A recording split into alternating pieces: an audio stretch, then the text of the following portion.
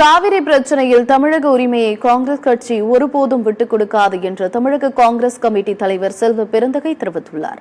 சிவகங்கை மாவட்டம் திருப்புவனம் அருகே செய்தியாளர்களை சந்தித்த அவர் காவிரி விவகாரத்தில் கர்நாடக அரசு அரசியல் செய்வதாக குற்றம் சாட்டினார். காவிரி நதிநீர் பிரச்சனையில் உச்சநீதிமன்றம் அனுமதி இல்லாமல் கர்நாடக அரசு ஒரு செங்கலையும் எடுத்து வர முடியாது என்று தெரிவித்தார். முன்னாள் பிரதமர் வாஜ்பாயிடம் இருந்த நாகரீகம் தற்போதைய பிரதமர் மோடியிடமில்லை என்று விமர்சித்தார்.